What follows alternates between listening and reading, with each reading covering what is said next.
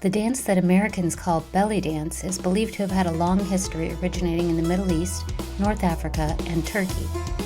Several ancient Greek and Roman sources describe dancers from Asia Minor and Spain using undulating movements, playing castanets, and sinking to the floor with quivering thighs. Belly dance in America is often traced to a dancer called Little Egypt, who performed at the Chicago World's Fair in 1893. Some even credit her producer, Saul Bloom, with coining the term belly dance.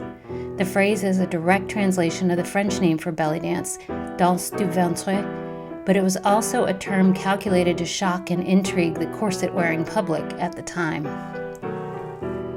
The star dancer at the Chicago's World's Fair was part of a show called the Algerian Dancers of Morocco, and she was actually Syrian, not Egyptian. But Little Egypt was the stage name for at least 3 popular belly dancers for the late 1800s through the early 1900s. With countless imitators, the name became synonymous with belly dancers in the United States.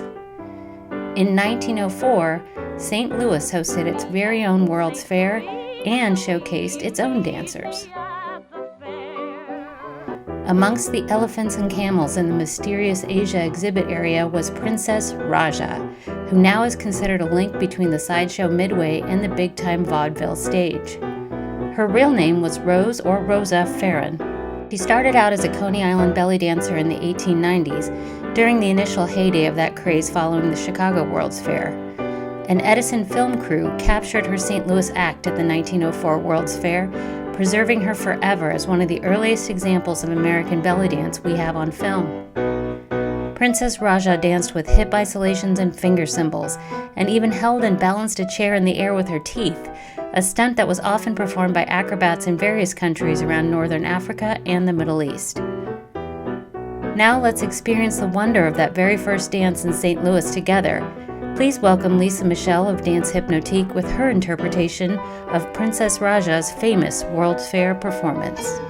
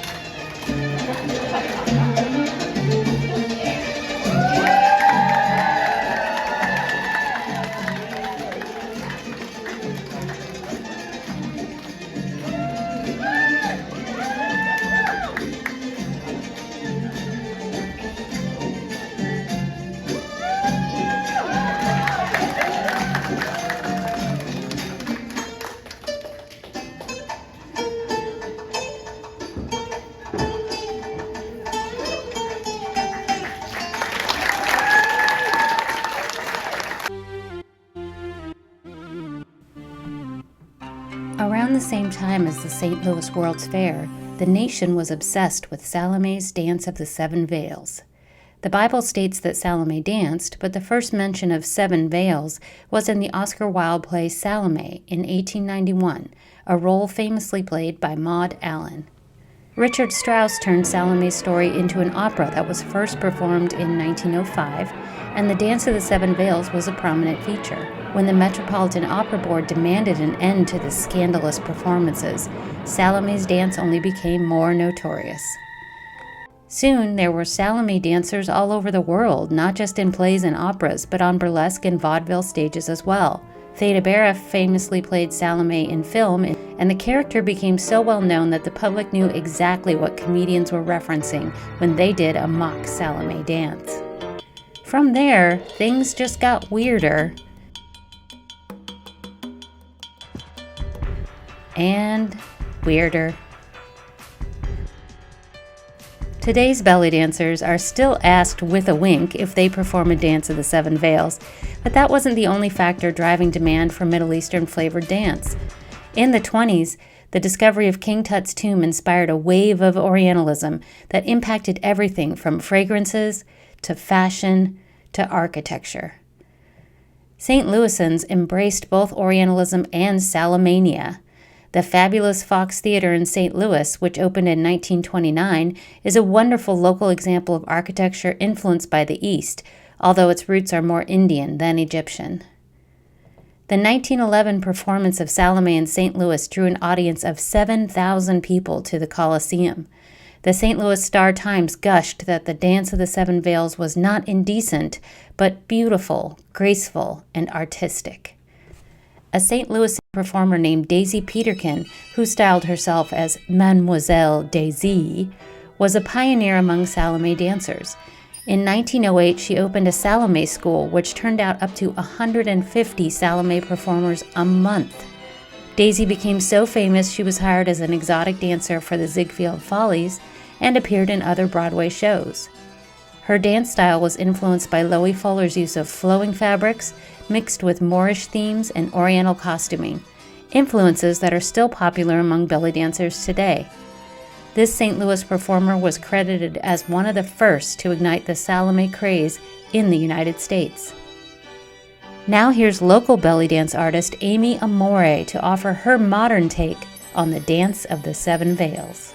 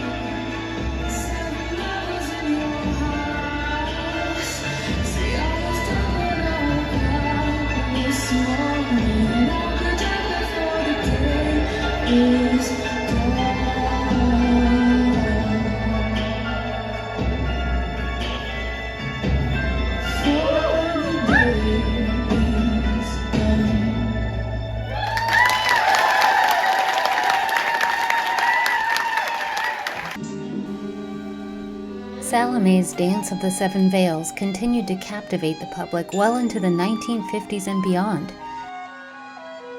But as movies and television began showing genuine Oriental dancers on screen, the American public was able to learn more about what belly dance really looked like.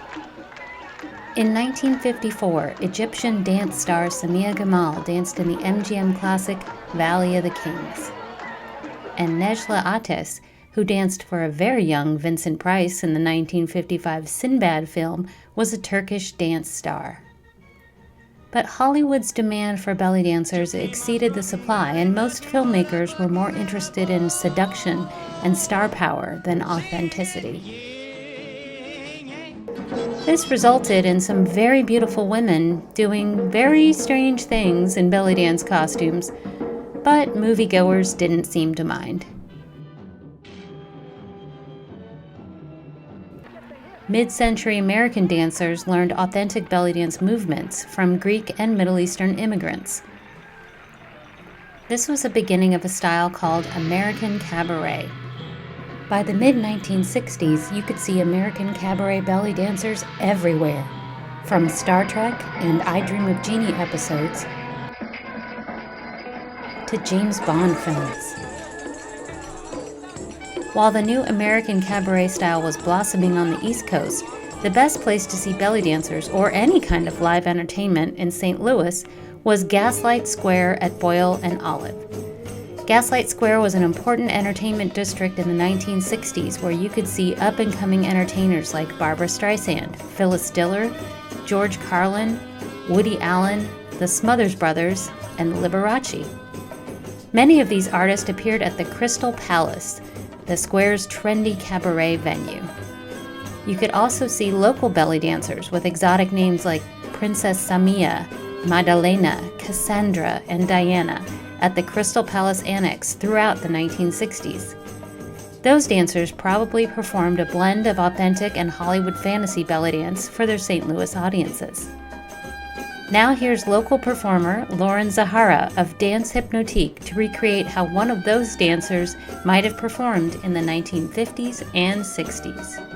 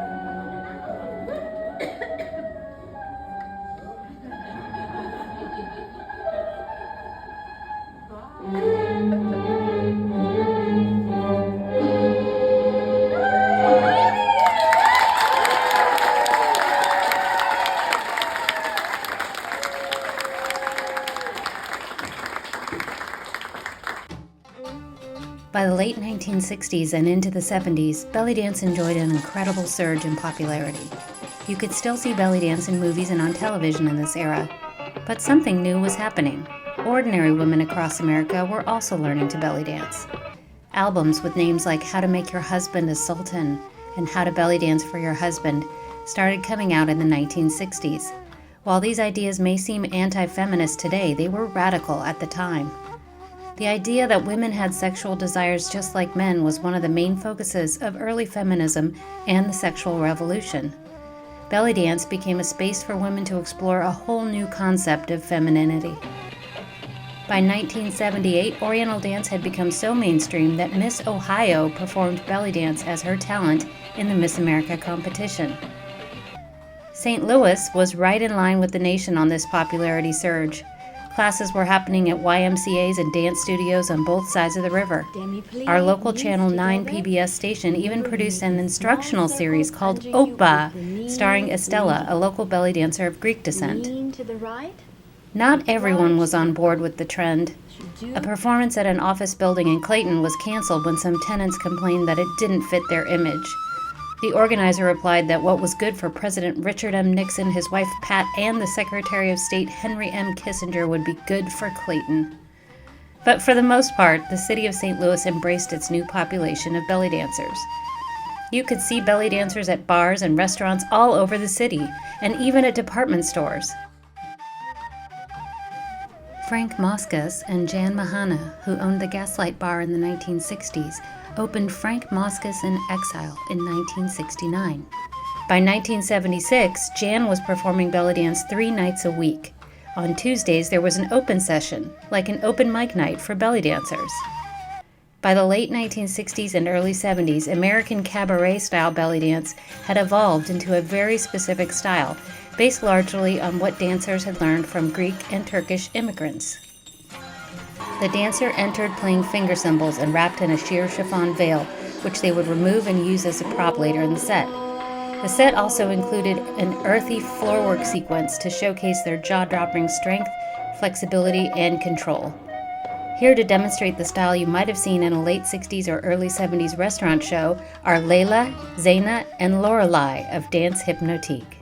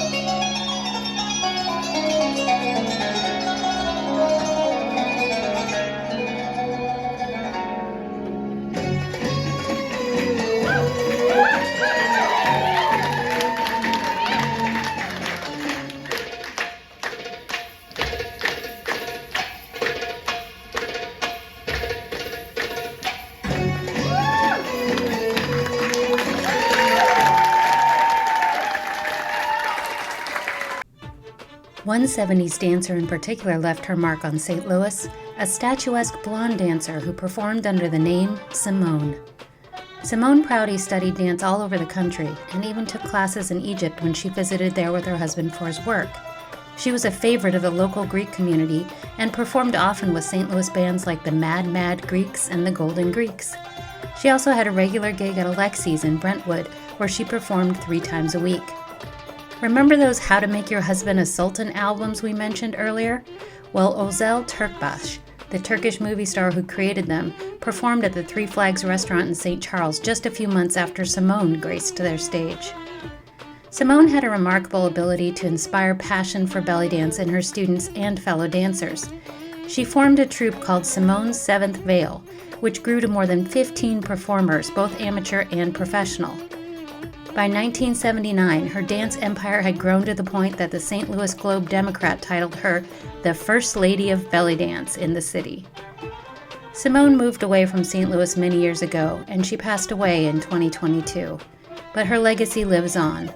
Most of the belly dance troupes in the city today can trace their dance lineage back to Simone Prouty in some way. We're very fortunate this evening to have one of Simone's original Seventh Veil dancers here to channel her performance style for us. Please welcome Salwa, the director of Alim Belly Dance, performing as Simone.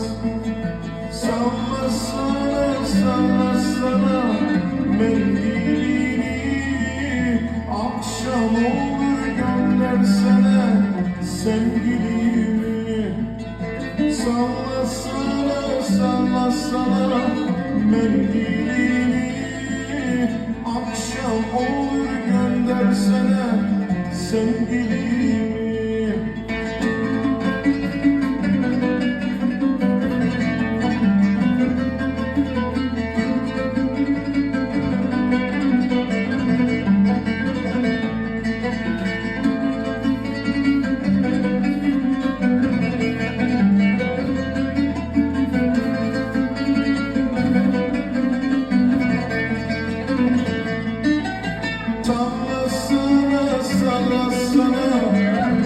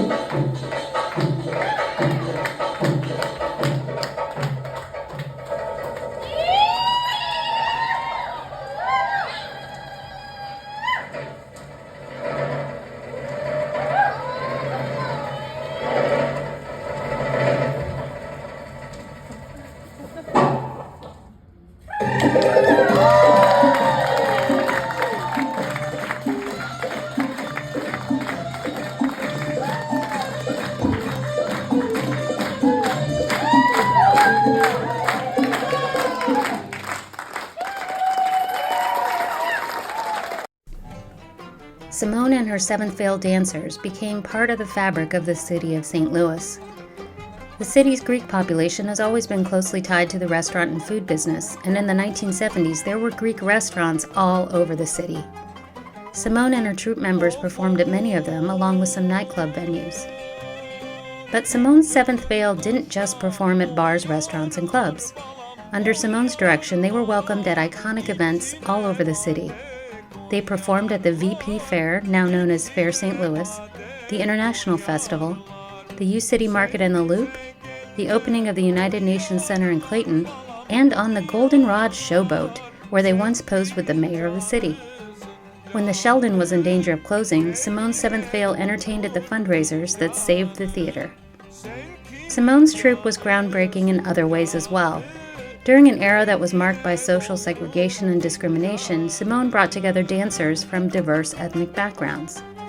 One of those dancers, who also studied with Catherine Dunham, is Somra El Nubia. Today, at 78 years old, Somra is still directing troupes and teaching classes. Somra broke ground for African American dancers in St. Louis, where even today Black dancers report being turned away from gigs. Somra told us, "Some of the girls quit, but I wasn't going to quit. I was going to dance no matter what. It's been a good life. I'm nearly 80 and I'm still dancing." One of the highlights of the year for Simone's Seventh Veil dancers in the mid-70s was being featured on the Jerry Lewis Telethon, where they fed grapes to laugh-in comedian Artie Johnson. Feeding grapes to a guest of honor and putting a sultan's turban on him aren't things dancers do in the modern era, but in the 1970s it was all considered good fun. Now here's Aline Bellydance under the direction of Salwa to recreate one of those telethon performances.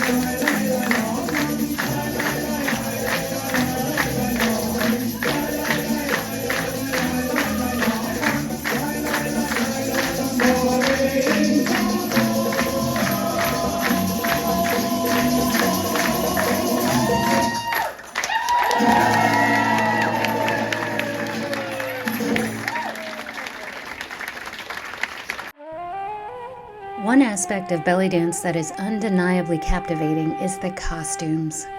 Whether the style is glittering coins, beaded fringe, or something completely different, today there's a wide variety of options to choose from. But before the internet, it wasn't so easy. In the early days, all dancers had to know how to sew their own costumes. Even some of the costumes in Hollywood movies were homemade. You could also buy costumes in person from famous designers in Istanbul and Cairo, but that option wasn't available to the average dancer. Some of the best seamstresses and importers started selling their wares at big festivals like Rakasa East and Rakasa West. Dancers saved their money all year to spend on classes at the festivals and to shop for costumes, music, and props. Today, it's easier. Dancers can buy gorgeous costumes online from importers and designers. Most St. Louisans don't realize that one of the top resources for belly dance costuming is right here in Kirkwood. Dalal International is known by dancers around the globe, famous for selling high-quality designer items from both Turkey and Egypt, as well as music, props, and accessories. Dalal was already a highly skilled dancer when she moved to St. Louis in 1982. She quickly built a reputation here and formed a successful dance troupe. She was often invited to teach workshops around the St. Louis region and as far away as Washington, D.C. In the late 80s, Dalal started supplementing her income by selling glitter scarves and veils for a company called All That Glitters. She'd set up a table at her own workshop and spend her teaching breaks vending the scarves. The vending business grew rapidly to include music, props, and designer costumes. Her background in fine arts gave Dalal an impeccable eye for great costuming and an ear for great music. She made a trip to Istanbul and became the sole distributor for famous designer Bella. She also represented Egyptian designers like Amira El Katan, Hanan, and Iman Zaki. Over the years, she's introduced new designers to the West and even created her own lines of costuming and practice wear. For many years, Dalal sold through mail-order catalogs from her home in Kirkwood and traveled to vend at events. Today, she sells mostly online and has a warehouse in Kirkwood, making St. Louis a bucket list destination for dancers all over the world. Today, we'd like to bring the Dalal catalog to life with a belly dance fashion show.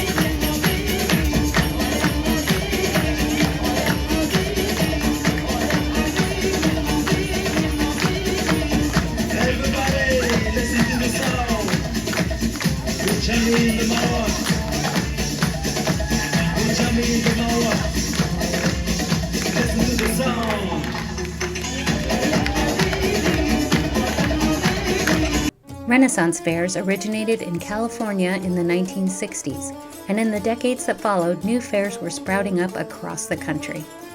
A typical Renaissance festival is a creative blend of historical reenactment and fiction, a natural fit for a dance with ancient roots and its own style of fantasy. Renaissance festivals began showing up in Kansas, Missouri, and Illinois in the 1980s and 1990s. These fairs often had belly dancers, or at least a camp where drummers and dancers could be found. To fit with the theme, the costuming was earthier and less flashy than the restaurant dancers. For many visitors, this was the first time they'd seen any type of belly dance, and it was an introduction that inspired a new generation of dance students. When St. Louis decided to organize its own Renaissance festival in 1998, belly dancers were involved from the very beginning. In fact, Salwa's husband was one of the first organizers to join the committee. Her troupe, Aleem's, was part of the very first festival and performed every year for the next 10 years. Today, the St. Louis Ren Fair attracts about 25,000 people every season. Chuvani Belly Dance, a troupe that has branched off from Aleem's and shares some members, provides the belly dancing, along with live music from Scheherazade drums. Now please welcome Chuvani Belly Dance and Scheherazade drums, performing a choreography Salwa created while she was still part of Simone's Seventh Veil. This dance has been performed at the St. Louis Renaissance Fair from the very beginning.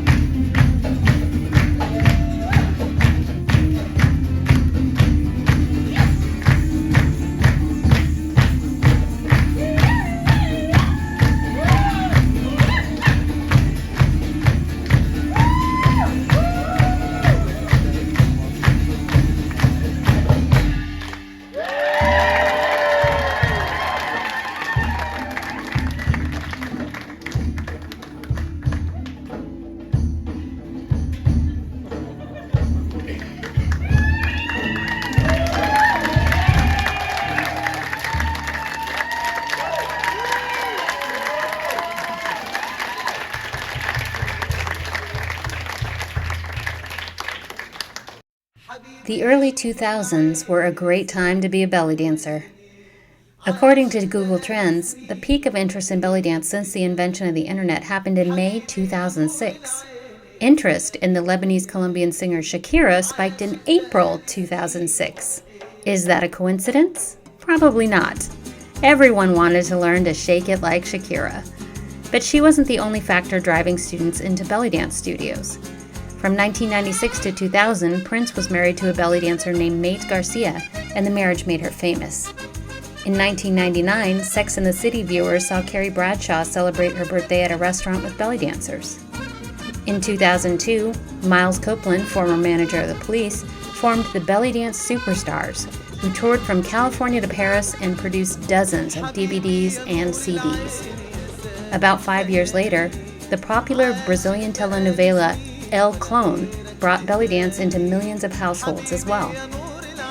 And in 2010, Kaya and Sadie belly danced their way to the quarterfinals of America's Got Talent.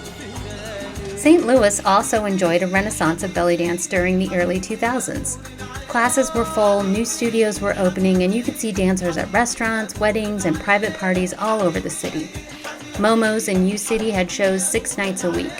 Aya Sophia had dancers most nights as well, plus you could see weekend shows at 2 Ranouche locations, Double Apple Cafe, Layla Restaurant, Nara Hookah Bar, Yahala, Sahara Restaurant, and Bravo Lounge. Here to show us what a restaurant or party show in that era looked like is Belly Dance Mirage, the troupe that set up and performed the vast majority of those restaurant gigs.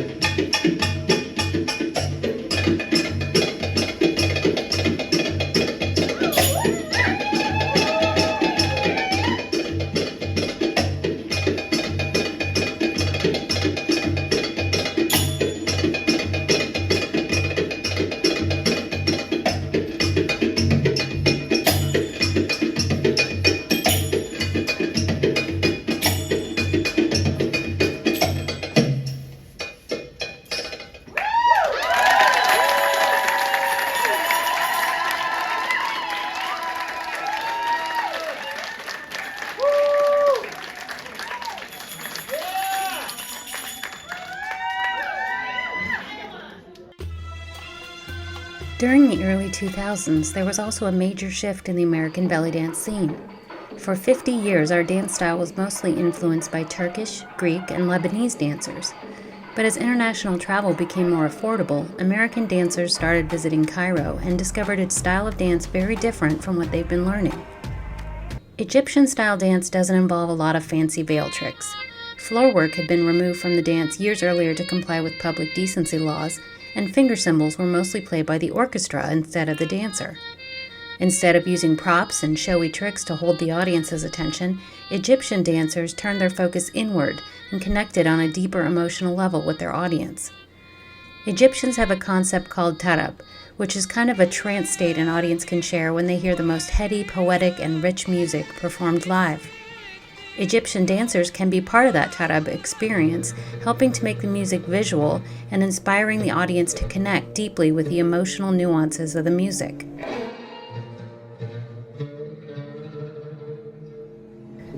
Many St. Louis area dancers fell in love with Egyptian style and stopped using finger cymbals, veils, swords, and floor work altogether to focus on this more internal, emotional style of dance.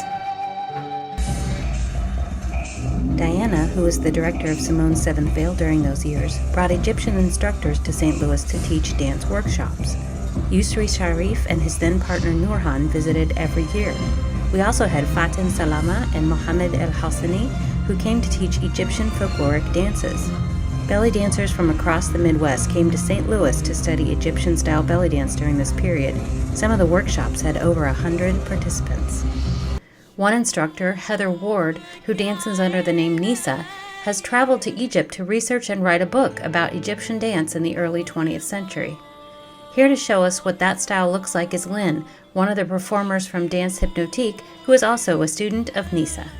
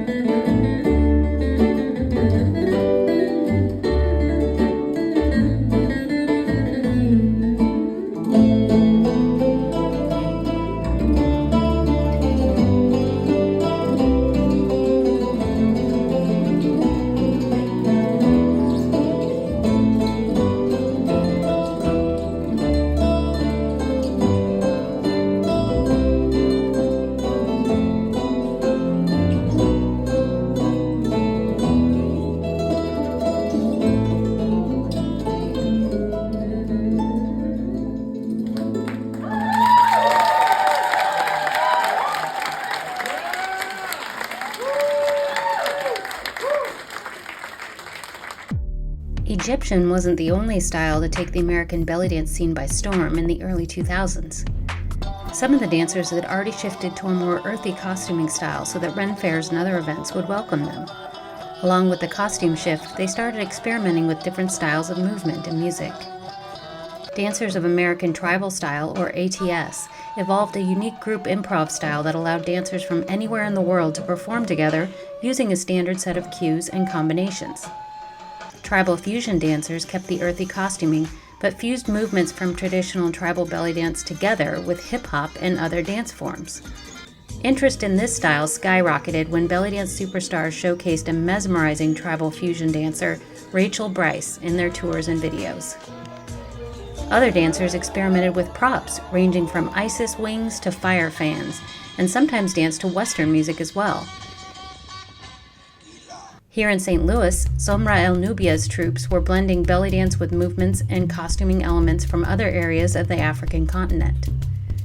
Meanwhile, Egyptian-style dancers were learning new forms emerging in Egypt, including shabi, a high-energy style from the clubs, and magranat, a street style that's popular among young men in Cairo. All these styles were represented in St. Louis, along with a local musical fusion. Dancer Cora Camille, who danced with Simone's Seventh Veil as a teenager, studied Egyptian music while she was a student in London. When she returned to St. Louis, she formed a band called Final Veil that mixes traditional rhythms with club music influences. Final Veil has played all over the city, produced its own events, and recorded several albums, including a collaboration with the world-famous drummer Hossam Ramzi. Final Veil performances are often accompanied by local dancers.